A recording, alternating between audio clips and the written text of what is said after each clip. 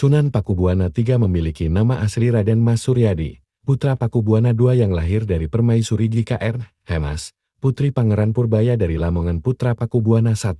Sebelumnya, Keraton Surakarta telah berdiri terlebih dahulu pada kurun waktu kekuasaan Sunan Pakubuwana II sebagai pengganti Keraton Kartasura yang hancur lantaran serangan orang-orang Tionghoa di bawah kepemimpinan Sunan Amangkurat V.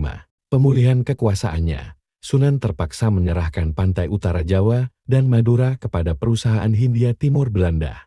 Pakubuwana III naik tahta pada tanggal 15 Desember tahun 1749 menggantikan ayahnya yang sakit keras. Ia ditunjuk sebagai raja oleh Baron von Hohendorf sesuai wasiat Pakubuwana II kepadanya untuk menobatkan Raden Mas Suryadi sebagai raja selanjutnya. Pakubuwana III ketika menjadi raja dihadapkan dengan pemberontakan di masa pemerintahan ayahnya. Pemberontakan tersebut dipelopori oleh pamannya sendiri, Pangeran Mangkubumi. Sejak tahun 1746, pihak pemberontak sendiri telah mengangkat Pangeran Mangkubumi sebagai Pakubuwana III. Pangeran Mangkubumi pernah mengangkat diri sebagai Susuhunan dan bergelar Pakubuwana III di daerah Kabanaran, bersamaan saat pelantikan Raden Mas Suryadi menjadi Pakubuwana III. Pada tahun 1749, Pangeran Mangkubumi, adik Sunan Pakubuwana II, yang tidak puas dengan kedudukannya yang lebih rendah, bergabung dengan Pangeran Sambernyawa dalam menentang Pakubuwana III. Pada tahun 1752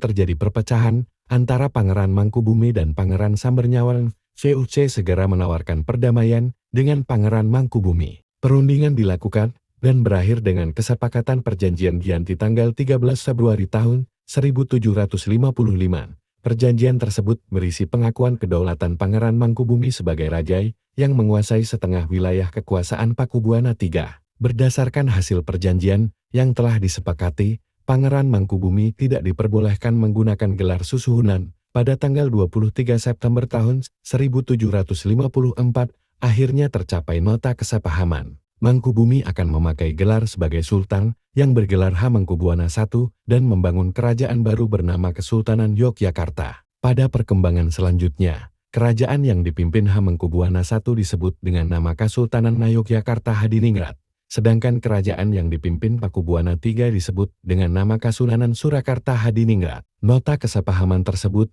kemudian disampaikan kepada Pakubuwana III pada tanggal 4 November tahun 1754. Pakubuwana III menyampaikan surat kepada Gubernur Jenderal VOC, Jacob Mosel, mengenai persetujuannya terhadap hasil perundingan antara Harting dan Pangeran Mangkubumi. Perjanjian Giyanti adalah sebuah perjanjian antara VOC dengan Pangeran Mangkubumi. Perjanjian tersebut secara resmi membagi kekuasaan Kesultanan Mataram kepada Sunan Pakubuwana III dan Pangeran Mangkubumi. Berdasarkan perundingan yang dilakukan pada tanggal 22 sampai 23 September tahun 1754 dan surat persetujuan Sunan Pakubuwana III, maka pada tanggal 13 Februari tahun 1755 ditandatanganilah perjanjian di Giyanti. Raden Mas Said alias Pangeran Sambernyawa tidak ikut dalam perjanjian ini. Setelah perjanjian damai ditandatangani, Pangeran Mangkubumi yang sudah bergelar Sultan Hamengkubuwana I, Pangeran Sambernyawa baru menandatangani perjanjian dengan VOC pada tahun 1757 melalui perjanjian Salatiga yang memberinya hak untuk memerintah sebagian Siti Lungguh Tanah Apanase di wilayah Nagara Agung wilayah inti Mataram bagian timur. Ia kemudian bergelar sebagai Adipati Mangkunegara I.